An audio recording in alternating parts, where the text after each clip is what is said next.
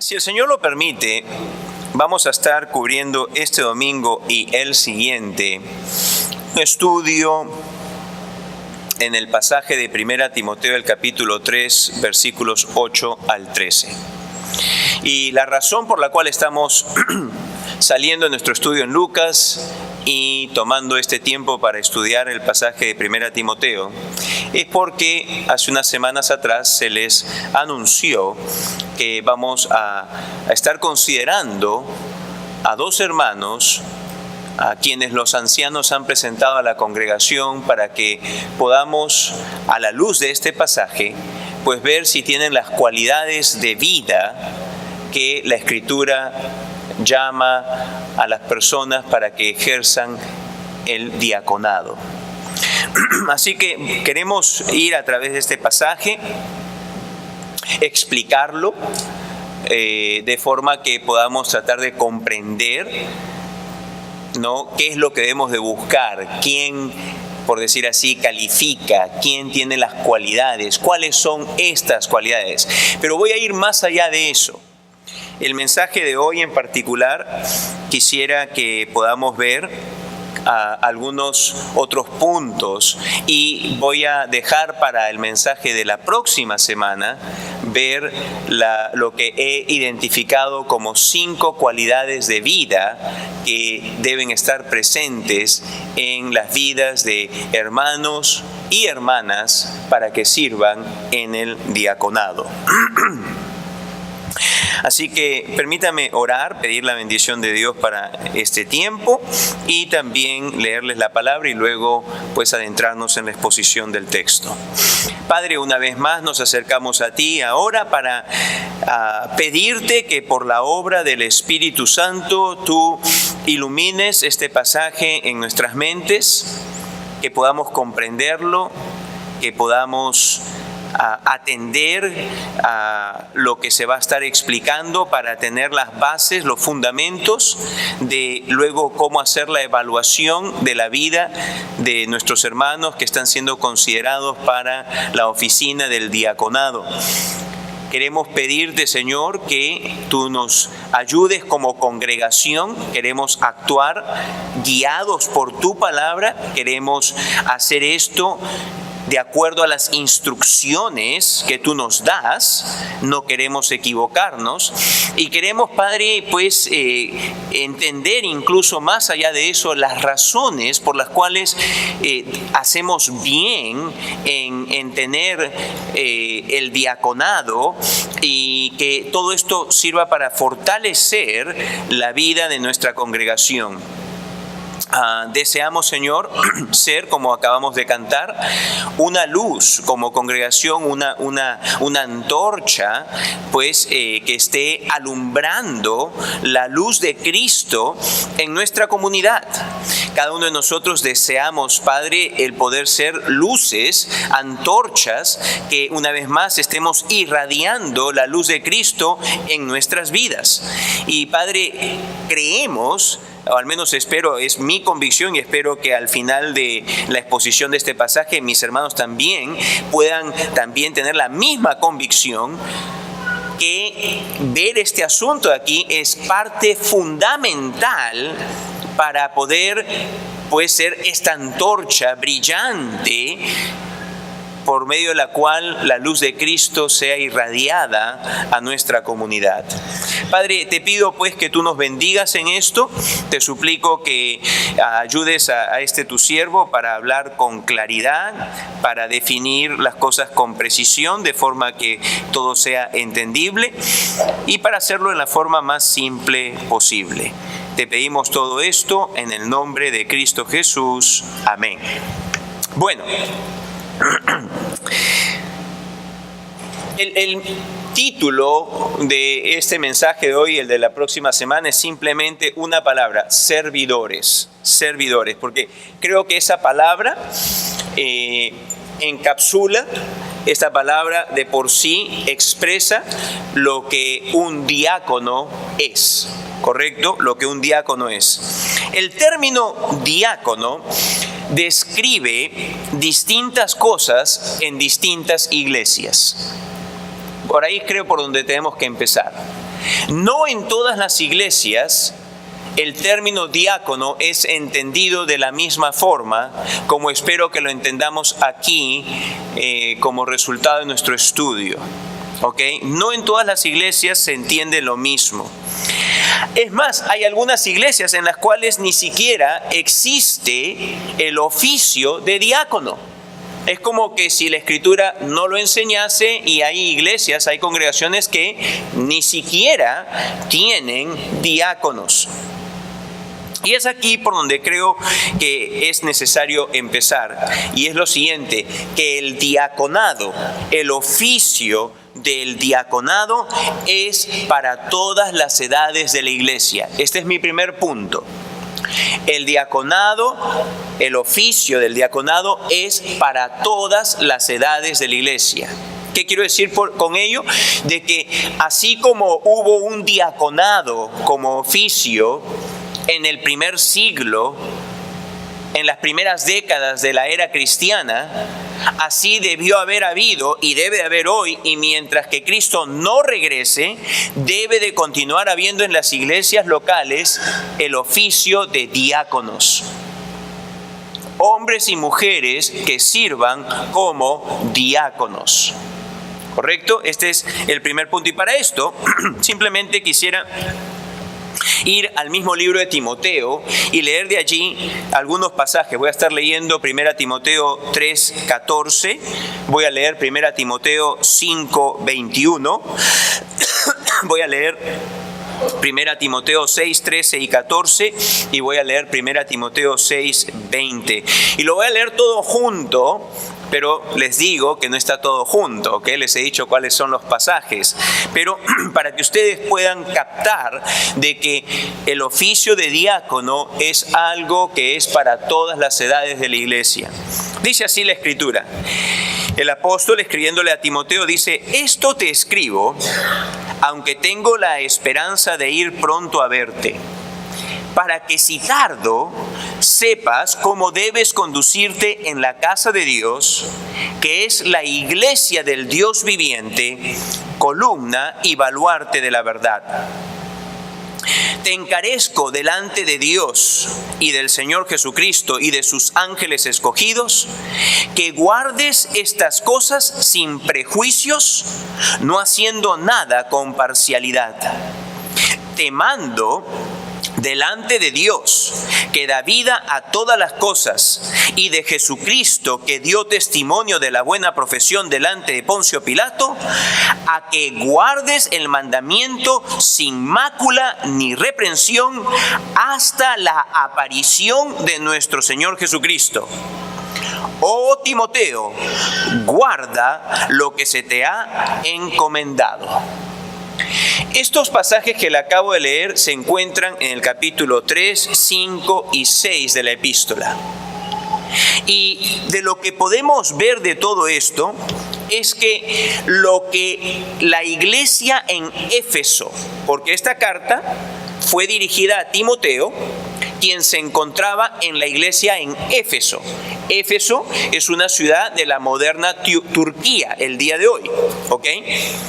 Entonces Timoteo se encontraba en lo que el día de hoy es la moderna Turquía, en una iglesia local, y recibe esta carta del apóstol. Y lo que acá se le escribió en esta epístola debió, de acuerdo a lo que hemos leído, debió de haber sido guardado por la iglesia en Éfeso. Ciertamente que sí. Es decir, todo lo que se le instruyó, todo lo que se le mandó, todo lo que se le ordenó por medio de esta carta a la iglesia en Éfeso, debió haber sido guardado por la iglesia en Éfeso. Pero va más allá de eso, porque el Espíritu Santo, sabiendo de que la era apostólica estaba ya por terminar, aquí también podemos nosotros ver de que en preparación para el tiempo en que ya no van a haber más apóstoles que nos enseñen las cosas, de que quede un récord escrito para toda otra congregación local posterior y en cualquier lugar del mundo donde se encuentre, de cómo debe de conducirse, y como dice allí, hasta la aparición del Señor Jesucristo. Es decir, estas instrucciones aquí, estos mandamientos, esto que acá se nos instruye, debe de regir cada congregación local en todo lugar del mundo, en todo tiempo, hasta que el Señor Jesús regrese. Hasta que el Señor Jesús regrese.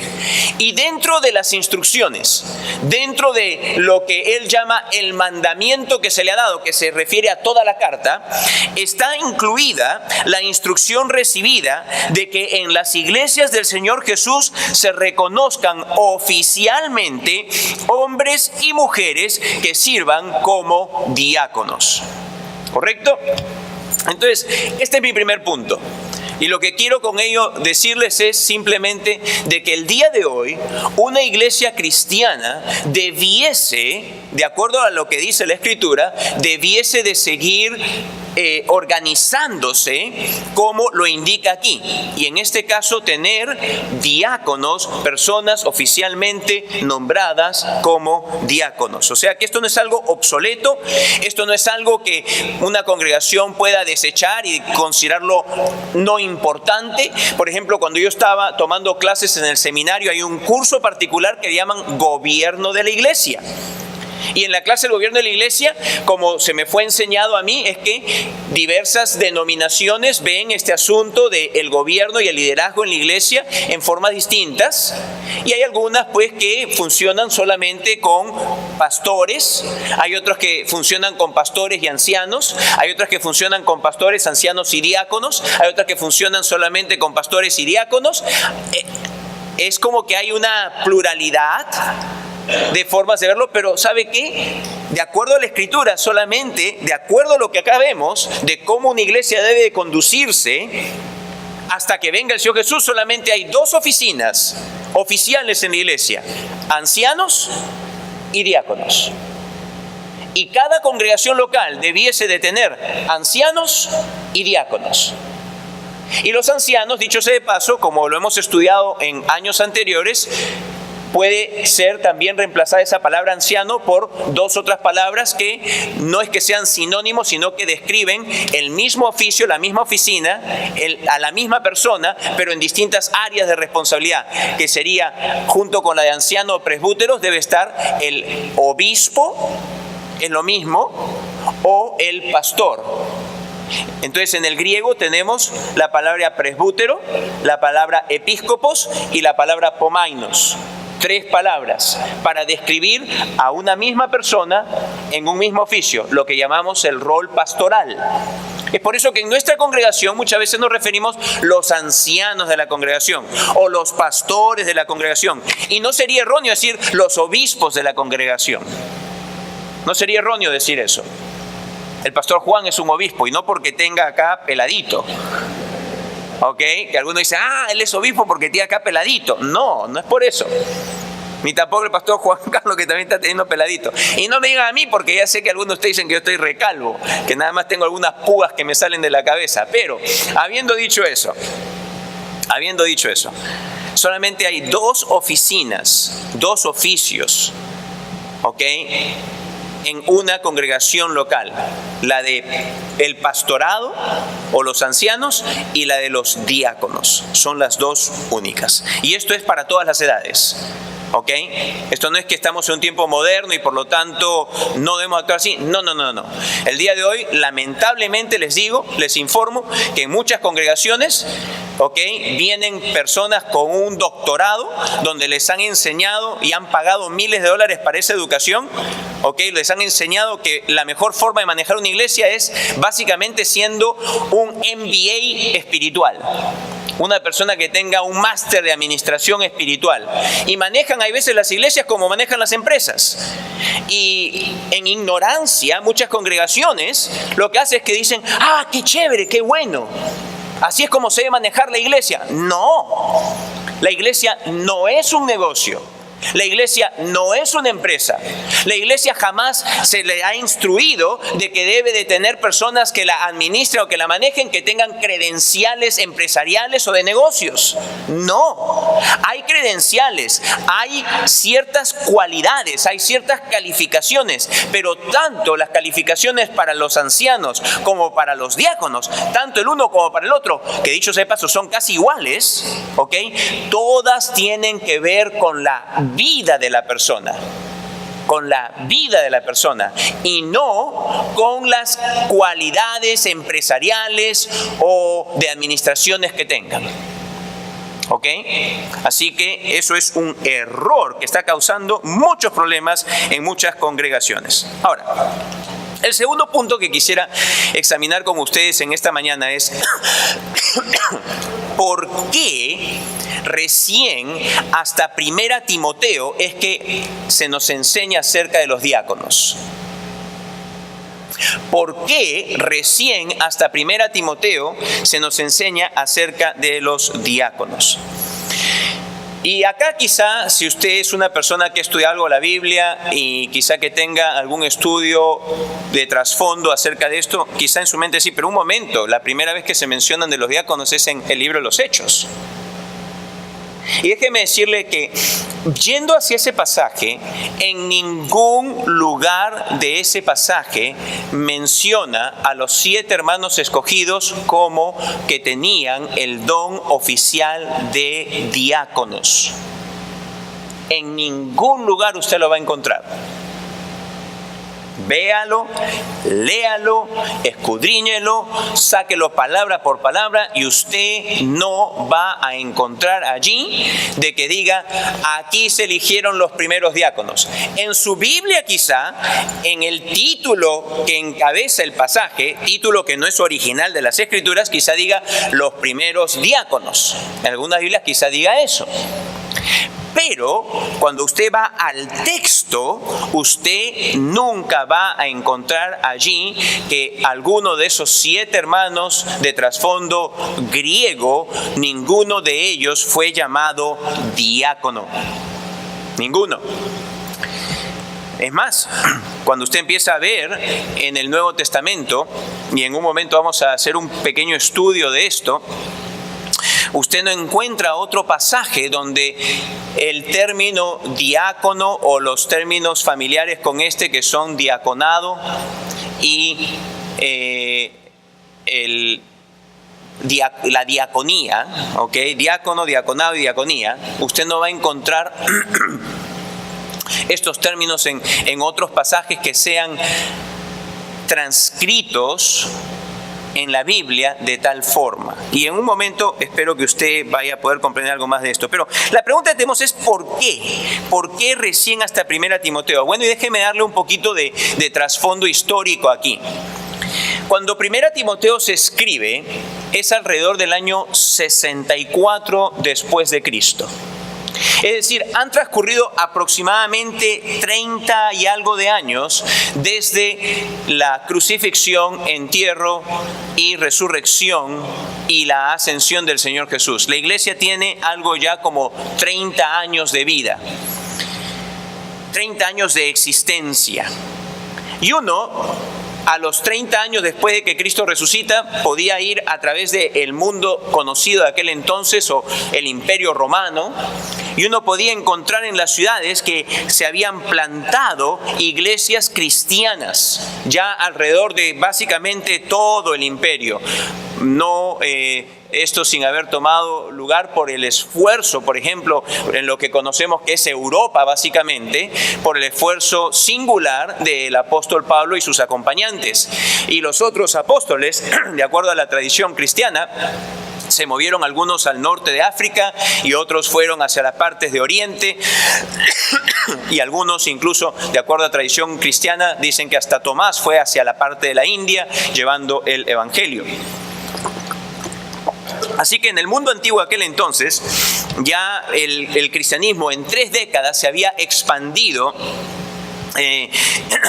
a través de lo ancho y largo del imperio y ciertamente más allá de las fronteras del imperio. Pero se estaba dando una dinámica. La iglesia crecía y los apóstoles cada vez eran menos. El canon del Nuevo Testamento aún no había sido terminado, no se va a terminar sino hasta casi el año 95, 96 con el escrito del libro de Apocalipsis por el apóstol Juan. Pero ya varios de los libros del Nuevo Testamento casi estaban ya un buen número de ellos escritos, los evangelios, varias de las epístolas, incluso todo el mundo está de acuerdo en reconocer que las epístolas pastorales, que son 1 Timoteo, 2 Timoteo y Tito, fueron básicamente las últimas que el apóstol Pablo escribió, puesto que él muere al poco tiempo después de escribir esto. Entonces, en medio de esta coyuntura histórica, Dios, que es el soberano y el que dijo que Él iba a edificar su iglesia, considera necesario, utilizando una realidad de la vida del apóstol Pablo, para dejar por escrito lo que se ha preservado hasta nuestro tiempo. Y es que el apóstol Pablo tenía, en primer lugar, una preocupación. ¿Por qué? Porque cuando él envió a Timoteo a Éfeso, como usted puede leer en el primer capítulo, lo envió para que él vea que poner en claro algunas falsas enseñanzas que se estaban dando en la iglesia y que usted sabe y entiende, espero, que como toda falsa enseñanza, en algún momento, toda falsa enseñanza se va a traducir en alguna forma de vida que se aparta de lo que debiese ser la forma de vida que agrada al Señor. O sea, todo error doctrinal eventualmente termina en una desviación de cómo la vida debiese de llevarse. Todo error doctrinal.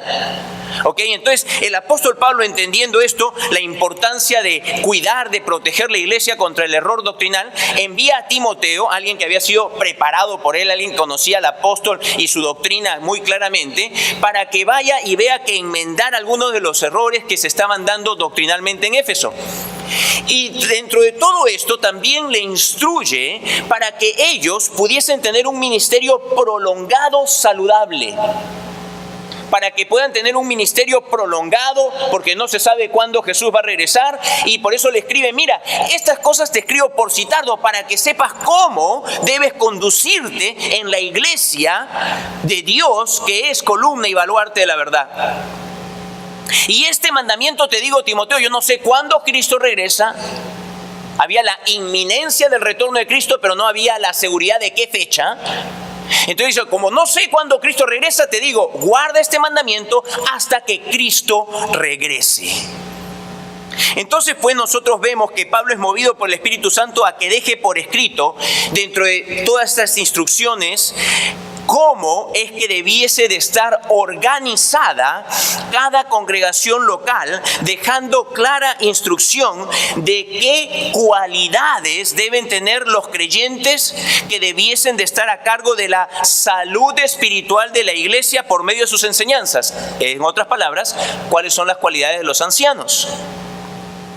Ellos son los encargados, nosotros somos los encargados de velar por la salud espiritual por medio de la impartición de una sana doctrina. ¿Correcto? Pero en adición a eso también le dice cuáles deben ser las cualidades que deben tener los creyentes que debiesen de estar a cargo de las distintas áreas de servicio o ministerios en la iglesia. En otras palabras, los diáconos.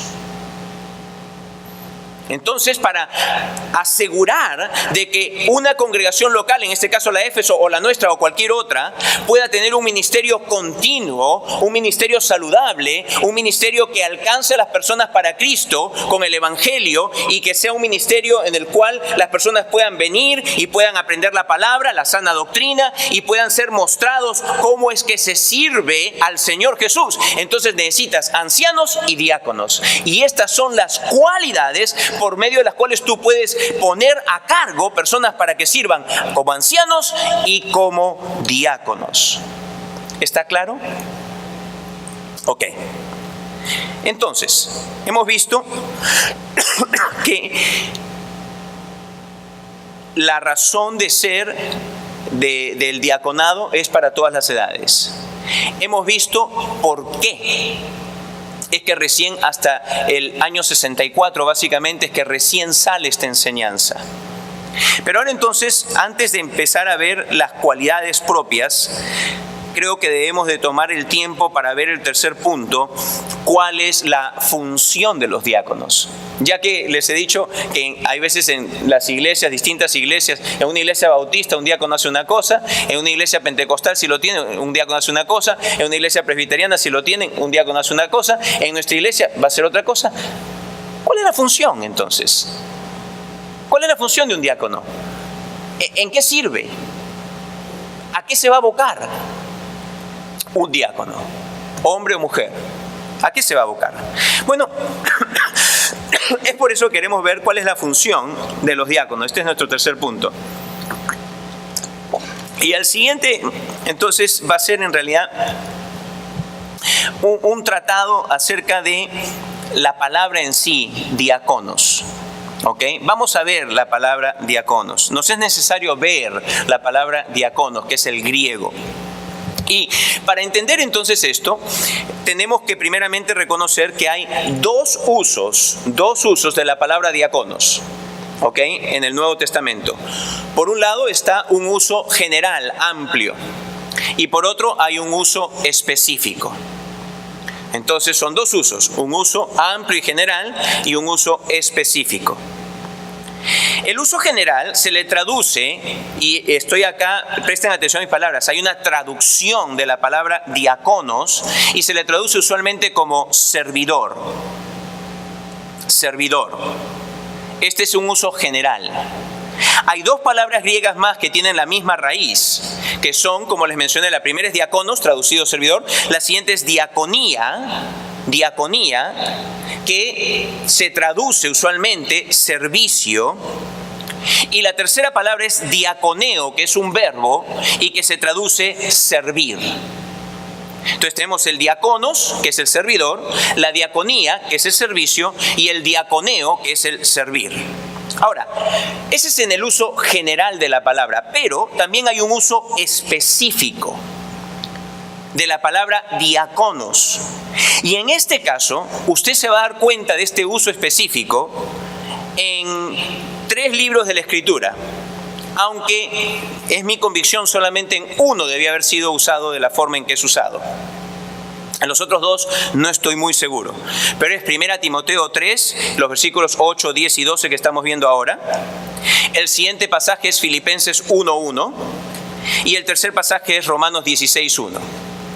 Y el uso específico es aquel en el cual los traductores de nuestra versión en español, y lo mismo los traductores de la versión en inglés, o los traductores de versiones alemanas, o los traductores de otras versiones, ¿ok? Los traductores no tradujeron la palabra diáconos, ni tradujeron la palabra diaconía, sino que la transcribieron. Hay una diferencia entre traducir y transcribir. La traducción es el equivalente en el otro idioma, que es la misma palabra en el idioma original. Entonces, como les dije, en un uso general, la palabra diáconos es traducida servidor.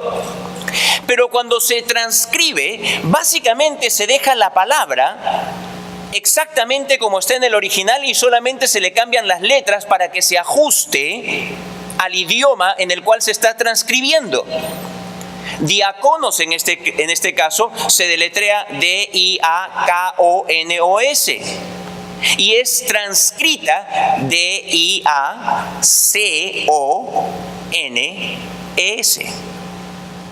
Perdón, O-S, diáconos. En el español es simplemente una transcripción, no es una traducción. Y hay solamente, como les digo, en nuestra Biblia en español, o es castellano. ¿Es español o castellano? Porque cuando estuve en España me dijeron, no, que yo lo que hablo es castellano. Yo le digo, disculpe, pero yo soy de lengua española. Y bueno, estuvimos ahí un rato conversando y el que me hablaba era un catalán, que hablaba catalán y no le entendía ni papa del catalán que hablaba. Pero bueno, en nuestro idioma español, la traducción Reina Valera de 1960 tiene una transcripción en los 3 pasajes que les he mencionado. Y por eso es que usted lee, por ejemplo, en Filipenses 1:1, donde dice los ancianos y diáconos. Y en el libro de Romanos 16, versículo 1, donde se lee acerca de la diaconisa, la hermana diaconisa.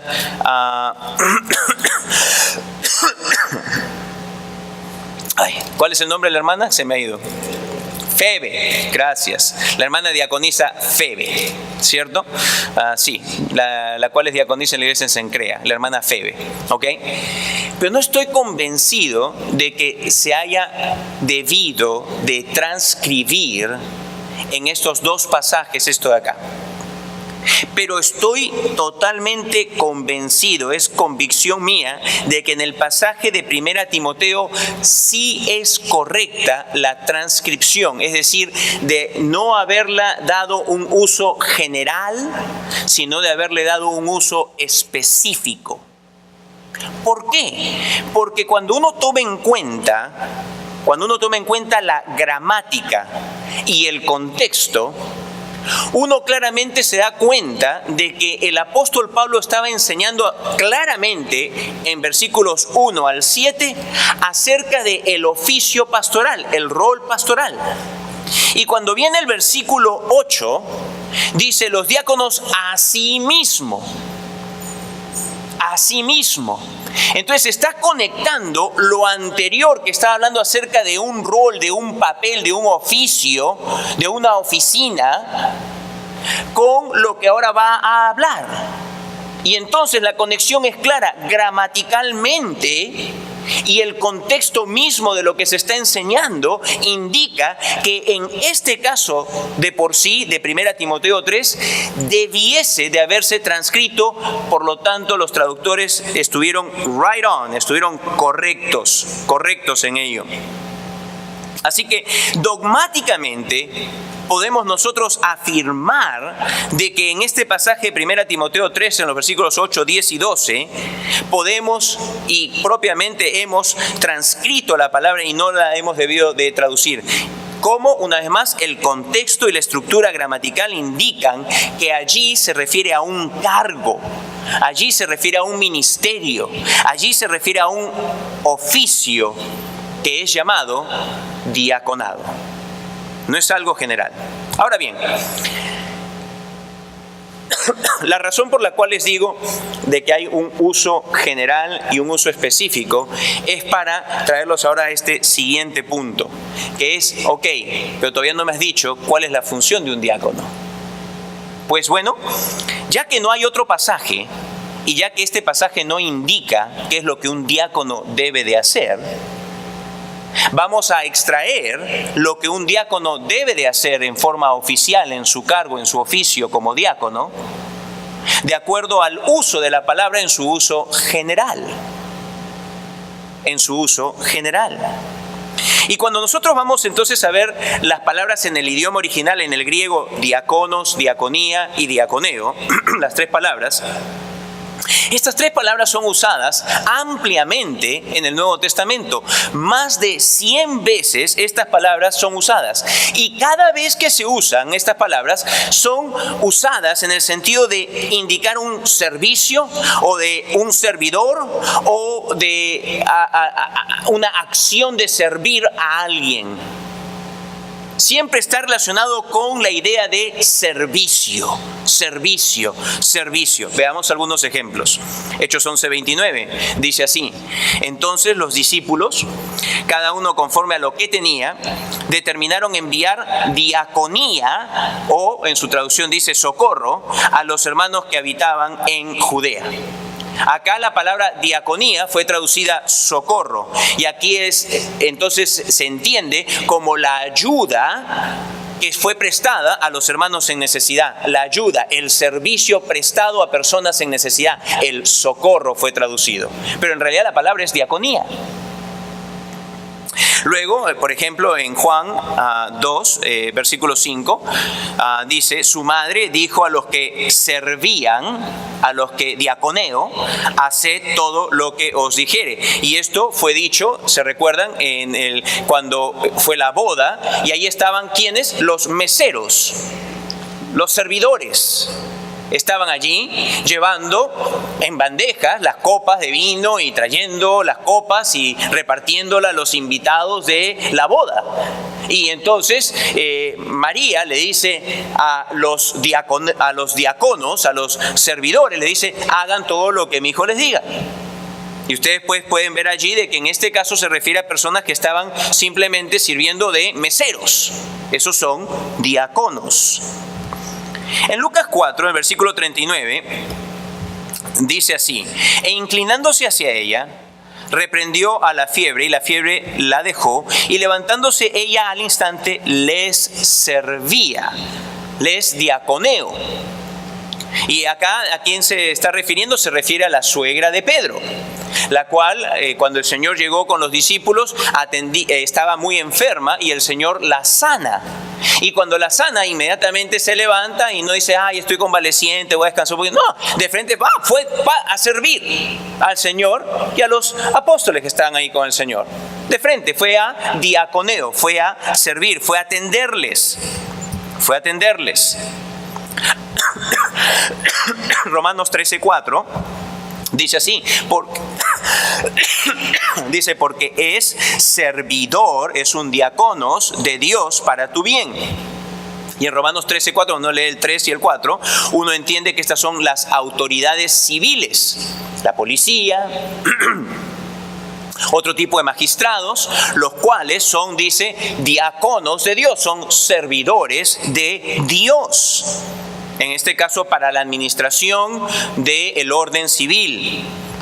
En 1 Corintios 16:15 dice así, hermanos, ya sabéis que la familia de Estéfanas es las primicias de Acaya y que ellos se han, y me encanta una traducción en inglés que dice, ellos se han vuelto adictos al servicio de los santos. Y literalmente dice, en la King James Version, dice addicted, dice se han vuelto adictos. Es decir, estaban tan metidos en el servicio, en el diaconeo a los santos. Y no era uno, era la familia entera. Cuando acá lo que se está hablando es que esta familia, el papá, la mamá, los hijos se convirtieron y eran parte de una congregación en Corinto. Y que esta familia era conocida en la iglesia por ser una familia adicta a servir a los otros creyentes. Ellos eran adictos, eran diáconos y ellos estaban practicando la diaconía y estaban diaconeando, ¿ok? Ellos eran servidores. En Juan 12:26, el Señor dice lo siguiente, si alguno me sirve, si alguno me diaconeo, sígame y donde yo estuviera, allí también estará mi diáconos, mi servidor. Y aquí es dicho de todo verdadero creyente. Todo verdadero creyente. No estoy hablando de los que dicen que creen en Dios o que creen en Jesús, pero en realidad no lo son, ¿ok? Que algunos de ellos lamentablemente hay aquí en este momento. Pero me refiero, si tú y yo somos verdaderos creyentes del Señor Jesús, esto Jesús lo dice de ti y de mí. Dice que nosotros, en un sentido general, algo que identifica a un verdadero creyente es que es un siervo o un servidor de Dios. Su vida está dedicada al servicio de Dios. Su vida está dedicada al servicio de Dios. Déjame decir una cosa, dicho sea de paso acá como un pequeño paréntesis. Esto de por sí ya de golpe así, como que le da de frente un hacha al pescuezo de esta mentira. De que uno puede, vean, ser un siervo de Dios, pero estar bien sentadito en la iglesia y no hacer nada. Ese tipo de cristianos que lo único que hace es que viene a la iglesia, no es cristiano, por definición de lo que Jesús dice. Jesús dice, mi verdadero siervo es el que me sirve. Mi diáconos es uno que está practicando diaconía, que está diaconeando. ¿Ok? Así que es imposible de que haya ese tipo de cosas como en muchas iglesias se ve, donde nada más hay espectadores en la audiencia. Un genuino creyente jamás puede estar contento consigo mismo, ni en su conciencia, ni en su alma, en lo más profundo de su alma, siendo simplemente un espectador. Porque si el Espíritu de Dios está en él, el Espíritu de Dios le va a llevar inmediatamente a reconocer que Dios lo salvó para hacerlo su siervo. Su siervo, su servidor, alguien que va a prestar el resto de sus días como una persona que va a servirle a Dios todos los días de su vida. Así que, teniendo todo esto, amados, creo que es claro el significado general de que la palabra diáconos, la palabra diaconía y el verbo diaconeo se refiere a servidor, servicio y servir. Y entonces ahora podemos ver cuál es el uso específico que nos permite entender cuál es la función de aquellos hombres y mujeres diáconos que son llamados oficialmente a servir en el diaconado en la iglesia.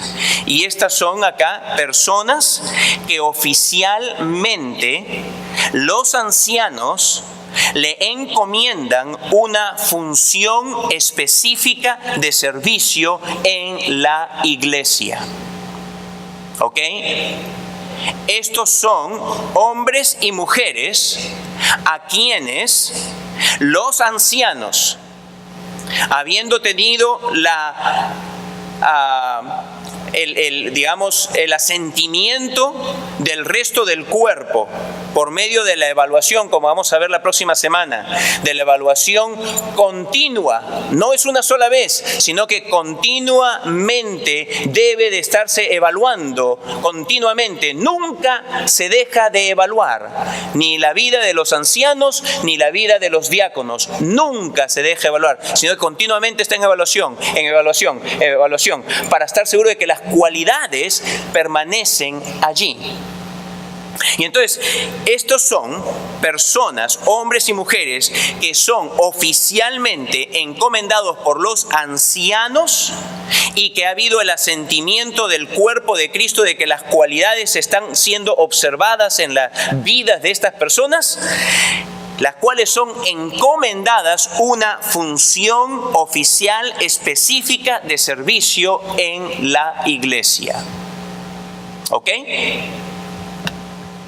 No es usual, porque esto es más como una clase y no una prédica, pero nunca me he conducido en forma usual, por lo general.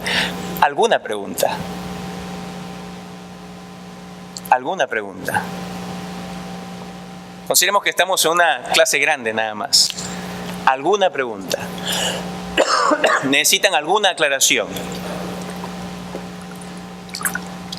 Hable ahora. Y si se acuerda después me lo dice también. Pero le invito ahora, este es el momento. Quizá tu duda o tu inquietud puede ser la de otra persona que está avergonzada y dice, ay, a mí me da vergüenza hablar en público. Sea sinvergüenza, ya se lo he dicho antes, en el buen sentido de la palabra. ¿Ok? Bueno, si no hay, entonces veamos el resumen. Sí. ¿Cómo? Don Mario, dígame. Lo he dicho 10 veces, por lo menos. Hombres y mujeres que son llamados al diaconado. Hombres y mujeres, hombres y mujeres, hombres y mujeres, hombres y mujeres. Y eso lo vamos a ver la próxima semana, con más detenimiento, porque el texto así lo enseña. Miren, entonces, en resumen, hasta el momento, las iglesias del siglo XX... ¡Oh, sí! Más fuerte, porque recuerda, no he traído mi hearing aid.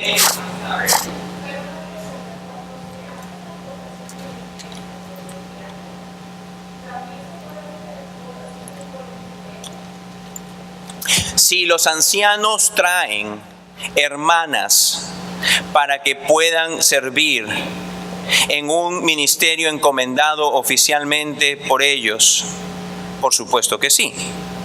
En este caso solamente les hemos traído a 2 hermanos, ¿cierto? Para que ustedes los tengan en evaluación a la luz de este pasaje. Pero absolutamente sí, si hermanas son traídas por los ancianos para ser nombradas oficialmente de estar a cargo de un ministerio, entonces, claro que sí. Dígame, hermana.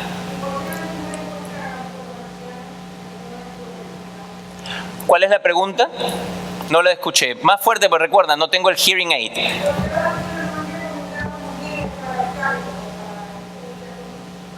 Porque en este momento los cargos que se están buscando pensamos de que han de ser llevados por hermanos varones, simplemente por eso, por el oficio en sí. Sí. ¿Qué otra pregunta? Sí.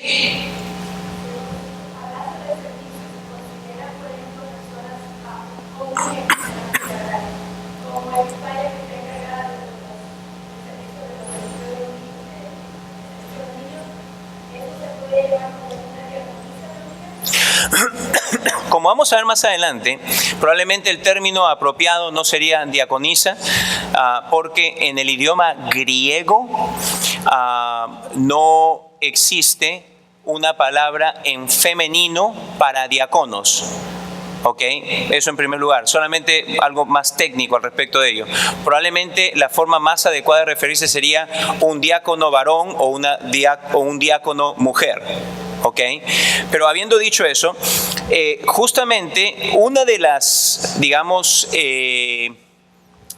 una de las ramificaciones que va a afectar nuestra congregación es justamente una reevaluación acerca de ministerios encomendados. Y va a ser una evaluación, la ramificación esta, a la luz de la Escritura, va a ser una evaluación donde, en primer lugar, podamos ver quién debe estar encomendado a un ministerio. ¿Y quién debe ser? Aquella persona, hombre o mujer, que tenga las cualidades de vida que la Escritura diga. Y otra ramificación indudablemente es que probablemente tenemos entonces que reconsiderar que lo encomendado a algunos hermanos y hermanas que son personas idóneas de acuerdo a la Escritura, que debiesen de oficialmente ser entonces reconocidas como diáconos varones o diáconos mujeres. No sé si he respondido a tu pregunta. ¿Sí? Ok. ¿Alguna otra pregunta? Sí. Hoy habían varias preguntas.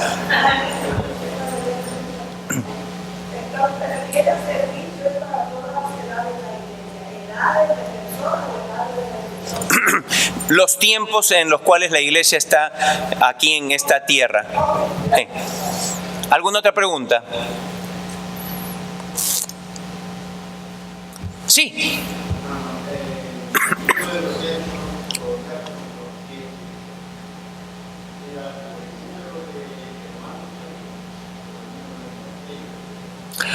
De acuerdo a lo que dije al principio del servicio, de mi exposición, no creo que Hechos, capítulo 6, esté enseñando acerca de los primeros diáconos. Me parece que allí lo que se enseña simplemente es que hubo una necesidad, de que esta necesidad tenía que ver con la distribución, el uso de dinero y la distribución de alimentos a un grupo de la congregación de Jerusalén, y que el problema era que había una acusación por parte de un grupo de la congregación contra otro grupo de que había favoritismo hacia su gente. Y entonces los apóstoles fueron y dijeron: miren, no es dable que nosotros dejemos de estudiar la palabra y enseñarla y dejar la oración para ir y nosotros hacer este trabajo. Busquen entre ustedes 7 personas idóneas para que se encarguen de todo esto. Pero en ningún lugar se les llama, busquen ustedes 7 personas que vamos a nombrarlas diáconos. En ningún lugar se menciona que estas personas de ahí en adelante fueron llamados diáconos. En ningún lugar se dice que estos fueron los primeros diáconos. Simplemente fueron 7 hermanos que en aquella necesidad particular fueron llamados para servir en ese momento, en esa coyuntura. Y eso es todo. No hay en realidad ninguna indicación de que Hechos 6 sea un pasaje que enseña acerca de los diáconos. Otra pregunta. Lo que es interesante, porque en ningún momento se dice, salvo creo probablemente servir las mesas, que no es dicho directamente de ellos. Si mi mente no me engaña en este momento y no tengo el pasaje ni he tomado las notas apropiadas para esto, pero si mal no recuerdo, hermana, ahí están hablando los apóstoles diciendo, no es dable que nosotros dejemos esto para servir las mesas, como que si ellos iban a hacer el servicio o el diaconeo, ¿correcto? Implicando que lo que ellos iban a hacer era un servicio, un diaconeo, pero en su uso general simplemente, no en un uso específico, ¿ok? Pero sin embargo, en el mismo texto, los apóstoles dicen, porque no es dable que nosotros dejemos nuestro diaconeo, ¿ok? ¿Por qué? Porque los apóstoles llaman su estudiar la palabra y enseñarla y orar, lo llaman diaconeo. ¿Por qué? Porque como les he explicado, hay un uso amplio y general de la palabra que se aplica a una diversidad de servicios. Y por ejemplo, yo en este instante estoy sirviendo al Señor como maestro y predicador. Es un servicio, es un diaconeo que yo estoy haciendo, aunque yo no soy oficialmente un diácono. ¿De acuerdo? Si tú estás enseñando a los maestros, a los niños, tú estás diaconando, pero tú no eres oficialmente una mujer diácono. Entonces, el uso general de la palabra simplemente se traduce muchas veces para referirse a servicio. Puede ser servicio en la enseñanza, puede ser servicio limpiando mesas, puede ser un servicio arreglando el ambiente, puede ser el servicio contando las ofrendas, puede ser servicio de muchas cosas. Y todo eso, si estuviésemos en el mundo griego de hace 2000 años atrás, estaríamos utilizando que diaconeo en las ofrendas, diaconeo en la limpieza de las mesas, diaconeo en esto, diaconeo en lo otro, diaconeo. ¿Por qué? Porque la palabra simplemente en forma general significa servicio, ¿ok? Pero, y esto se encuentra en Hechos 6, pero no hay como en 1 Timoteo 3, no hay, sino ahí donde hay una diferencia. Ahí se establece por primera vez, y dicho sea de paso, antes, si tú lees el libro de los Hechos, el apóstol Pablo iba poniendo ancianos en cada congregación, pero no se nos dice cómo lo hacía, ¿cierto? Nada más se nos dice que había un tipo de ceremonia donde imponía las manos y dejaba ancianos por acá, dejaba ancianos por allá, pero básicamente él lo hacía con la autoridad apostólica que Dios le dio al apóstol Pablo como apóstol de los gentiles, ¿correcto? Pero llega el momento en que es necesario dejar para la posteridad, porque él ya no va a estar, los otros apóstoles ya no van a estar, es necesario dejar instrucciones claras cómo entonces la iglesia va a continuar funcionando saludablemente. Y para esto dice, ok, ustedes tienen que saber cómo escoger entre ustedes los que van a servir como ancianos. Y ustedes tienen que saber cómo escoger entre ustedes los que van a servir oficialmente como diáconos. Y lo que ustedes tienen que saber es cómo hacerlo, y esto es viendo sus vidas. Viendo sus vidas. ¿Ok? Sí.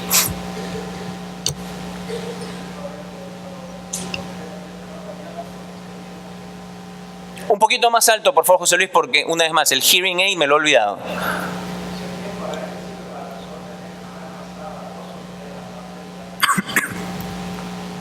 Eso lo vamos a ver la próxima semana. En realidad no tiene que ser la persona soltera ni tiene que ser casada. ¿Ok? Una vez más, si en el caso que sea casado, que esa va a ser una de las áreas que se tiene que observar, va a ser el observar su vida familiar, en el caso que sea una persona casada. ¿ok? Pero no tiene que ser uno o lo otro, así como tampoco un anciano no tiene que ser soltero o casado. Y es por eso que nosotros tenemos aquí a un anciano soltero, un eligible bachelor, ¿ok? Que está entre nosotros, el pastor Juan. ¿Qué otra pregunta tenemos? ¿Alguna otra pregunta? Bueno, ha sido un buen número de preguntas. Espero que todas y cada una de ellas han sido propiamente respondidas. Así que, entonces déjame hacer un resumen rápido para terminar. Las iglesias del siglo XXI debemos de tener oficialmente hombres y mujeres que sirvan como diáconos. ¿Ok? Hombres y mujeres que sirvan como diáconos. En segundo lugar, debido a que la era apostólica acababa, los continuos ataques doctrinales y las consecuentes desvíos en vida y en servicio para con el Señor, y a su misma vez para mantener, en caso de que no hayan esos problemas, pero para saber cómo continuar hacia adelante, hay que dejarle a la siguiente generación, fue necesario dejar en claro quién podía servir como maestro para preservar la salud espiritual de una congregación y quién debía servir oficialmente en las distintas áreas de ministerio o servicio en la congregación local, para dar, como vamos a ver, un ejemplo al resto de la congregación del servicio al cual todos somos llamados. ¿Ok? Un servicio al cual todos somos llamados. En tercer lugar, los términos diáconos, diaconía y diaconeo han sido traducidos tomando en cuenta el contexto en una forma general para indicar allí la infinidad de servicios que han sido practicados por servidores, ¿ok? En cuarto lugar, sin embargo, hay una clara enseñanza de que todos, no solamente los que son llamados oficialmente al ministerio o al oficio de diácono, ellos no son los únicos que son llamados a servir. Juan 12:26 es claro: el que es un verdadero siervo del Señor, un verdadero creyente en el Señor, va a servir al Señor. ¿Ok? Así que esa cosa de que hay espectadores, o si usted es un espectador, es hora de acá de sacudir ese concepto, porque Dios no tiene espectadores entre sus hijos. Dios tiene servidores, y todos los que somos sus hijos debemos de ser servidores sin excepción. Sin excepción. Así que si usted, no, pero es que, lo siento, eso no es lo que enseña la Escritura. Es más, es por eso que en Efesios 4:12 leemos de que Dios ha dado algunos dones. Inicialmente en el primer siglo estaban los apóstoles y los profetas del primer siglo, no los llamados apóstoles y profetas de este siglo, que son falsos todos ellos, ¿ok? Y también ha dado para la posteridad aquellos que son los evangelistas y pastores y maestros, a fin, dice Efesios 4:12, de perfeccionar a los santos para la diaconía, o para la obra del diaconeo, para la obra del ministerio, para la edificación del cuerpo de Cristo. Si en una iglesia hay creyentes que no están sirviendo, el cuerpo no crece.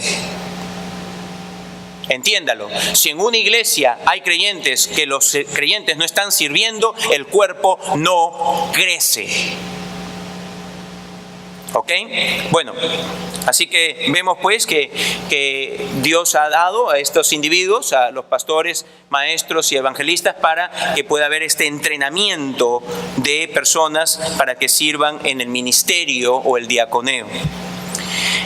Y en forma especial, hay personas que son así designadas oficialmente para servir en algún ministerio oficial, en algún servicio oficial bajo el encargo de los ancianos, y que ha sido atestiguado en sus cualidades de vida como personas idóneas para este servicio, tanto hombres como mujeres. La próxima semana vamos a ver 5 áreas que tenemos que evaluar, y estos son, todos los vamos a ver del pasaje aquí. Uno va a ser la vida personal o el carácter de la persona, el otro va a ser la vida espiritual de la persona, el tercero va a ser la vida de servicio de la persona, el cuarto va a ser la vida de pureza moral de la persona, y el quinto va a ser la vida familiar de la persona. En realidad, toda la evaluación, tanto para ancianos como para diáconos, es solamente ver la vida de las personas. Es ver la vida de las personas. Muchos van y dicen, ese debe ser un diácono, o ese debe ser un pastor. ¿Por qué? Porque habla bonito. No y no. O porque quizás es como yo, que es simpático. Ese porque es simpático. No. Feos como el pastor Juan y yo podemos estar ahí. El pastor Juan Carlos es bien bonito porque su esposa va dando besito ahí. Pero bueno, pero amados, de lo que se trata es ver la vida de las personas. Vida personal o carácter, vida espiritual, vida de servicio, vida de pureza moral, vida familiar. Y eso es lo que vamos a examinar, si el Señor lo permite, la próxima semana. Vamos a orar. Bendito Padre, damos gracias por tu palabra y damos gracias por la enseñanza que nos traes a través de ella, la instrucción que nos traes, una instrucción que viene con el peso y la autoridad de tu Espíritu y que por lo tanto debe ser tomada seriamente a pecho. Da sabiduría aquí a tus siervos, los ancianos, para ver las ramificaciones de estas cosas y también, Padre, a toda la congregación para que sea una congregación entendida de cuál es tu voluntad. Y Padre, pedimos que nos des entendimiento y sabiduría para poder observar las cualidades de vida que tú nos llamas a observar en toda aquella persona que sirve, en este caso oficialmente, o que va a servir como diácono, pero también en realidad que debiese ser para toda aquella persona que está como anciano y debiese ser para todos nosotros el patrón en realidad de lo que debe caracterizar la vida de cada creyente. Así que te pedimos, oh Señor, de que tú nos ayudes en estas cosas. Damos gracias anticipadas por lo que vas a hacer. En el nombre de Cristo Jesús. Amén.